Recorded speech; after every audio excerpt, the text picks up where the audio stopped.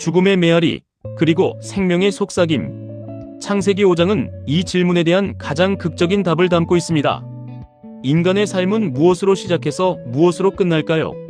성경에서 족보는 단순히 이야기를 끊는 것이 아니라 독자가 하나님의 이야기 흐름을 놓치지 않게 하는 중요한 표지판입니다.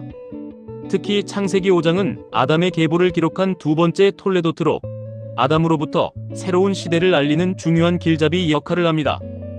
우리의 시작은 존엄과 축복으로 가득했습니다. 우리는 동물이 종류대로 지음받은 것과 달리 하나님의 형상대로 지음받은 존귀한 존재이며 하나님께서 가장 먼저 주신 것은 조건 없는 복이었습니다. 우리의 진정한 가치는 성취가 아닌 하나님이 직접 사람이라 불러주신 이름에서 시작됩니다. 하지만 곧 이어 찾아온 현실은 죽음의 운명이었습니다. 하나님의 형상은 다음 세대로 이어졌지만 죄를 지은 아담의 형상 또한 함께 물려주었죠. 이로 인해 피할 수 없는 하나의 후렴구가 시작됩니다. 바로 죽었더라는 끝없이 반복되는 후렴구입니다. 아담은 930세를 살고 죽었더라. 셋은 912세를 살고 죽었더라. 에노스는 905세를 살고 죽었더라. 문명이 발전하고 사람이 똑똑해져도 죽음은 누구도 비켜가지 않습니다. 족보는 생명의 이어짐과 함께 죽음의 현실을 정직하게 드러냅니다. 이 죽음의 행진은 계속됩니다. 마할랄렐은 895세를 살고 죽었더라. 야렛은 962세를 살고 죽었더라. 여기까지 이르면 우리는 깨닫습니다. 결국은 다 죽는구나. 맞습니다. 본문이 바로 이것을 느끼게 하려는 것입니다. 하지만 마침내 이 반복이 깨어집니다.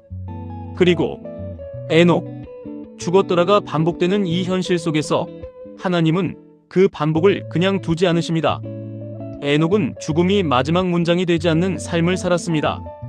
그는 무두셀라를 낳은 후 300년을 하나님과 동행했습니다. 그리고 하나님이 그를 데려가심으로 세상에 있지 않았죠.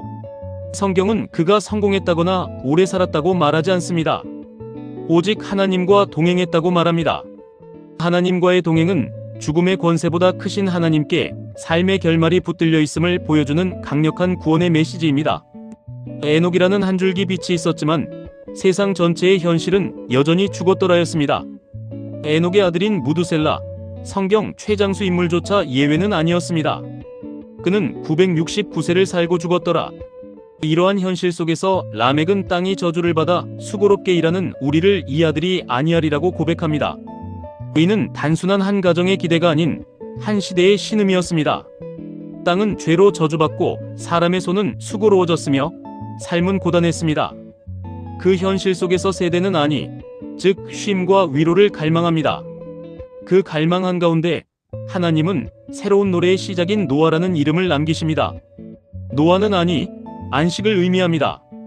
죽었더라의 시대의 한복판에서 쉼과 위로를 말하는 이름을 가진 한 사람이 등장하는 것입니다. 에녹에게서 시작된 하나님과 동행하는 길은 노아에게로 이어집니다. 창세기 5장에서 들려준 동행이 6장에서는 노아의 삶 전체로 다시 구현됩니다. 이는 죽음이 반복되는 세상에서 하나님과 동행하는 사람을 통해 구원의 길이 열린다는 중요한 방향표입니다. 창세기 5장의 서사는 절망에서 소망으로 이어지는 이야기입니다. 인간은 존엄한 하나님의 형상과 피할 수 없는 죽음이라는 긴장 속에 살아갑니다. 그러나 하나님은 그 반복 속에 동행이라는 길을 여시고 아니라는 소망을 심으십니다. 그렇다면 당신의 삶은 어떤 문장으로 기록될까요? 세상의 가치로 죽었더라를 늦추려고 붙잡고 있습니까? 아니면 예수님과 동행하며 생명의 방향으로 돌아서시겠습니까? 동행은 죽음을 지우는 기술이 아니라 죽음보다 크신 하나님께 붙들려 사는 생명의 길입니다. 에녹이 보여준 동행의 길과 노아가 예표한 안식의 소망은 예수 그리스도 안에서 완성되었습니다. 예수님은 십자가에서 우리의 죄를 담당하시고 부활로 죽음의 문장을 끊어버리셨습니다. 그분을 통해 우리는 하나님과 동행하며 죽음을 넘어 영원한 생명과 참된 안식을 누립니다.